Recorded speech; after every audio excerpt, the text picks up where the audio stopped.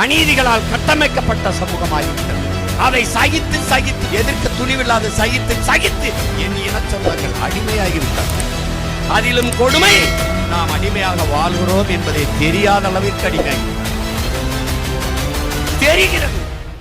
கொலை, கொள்ளை, கற்பழிப்பு, பாலியல் வன்கொடுமை எல்லாம் தெரிகிறது. தெரிகிறது ஊழல் தடுக்க முடியவில்லை, தெரிகிறது லஞ்சம் தடுக்க முடியவில்லை, தெரிகிறது கண்ணு முன்னே வளங்கள் களவு வருது, தெரிகிறது தடுக்க முடியவில்லை.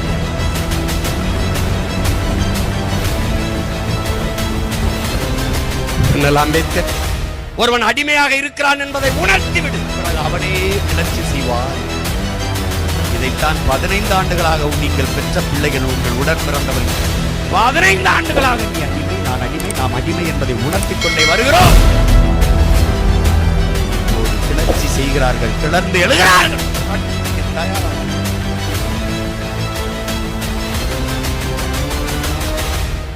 புரட்சி என்பது என்ன? அது ரத்தம் சிந்தும் வன்முறையாகத்தான் இருக்க வேண்டும் என்பது அல்ல. அது துப்பாக்கி தோட்டாக்களை தொழுவதும் அல்ல. பிறகு எது புரட்சி? இந்த புரட்சியிலே தனிநபர்கள் வஞ்சம் தீர்த்துக் கொள்ள வாய்ப்பே இல்லை. அப்ப எதுதான் புரட்சி?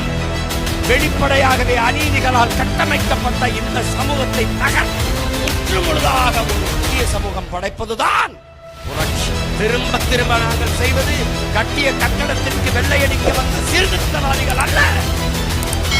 நாங்கள் அந்த கட்டடத்தை இடித்துவிட்டு மறு கட்டடம் கட்ட வந்த லட்சியவாதிகள், புரட்சியவாதிகள்.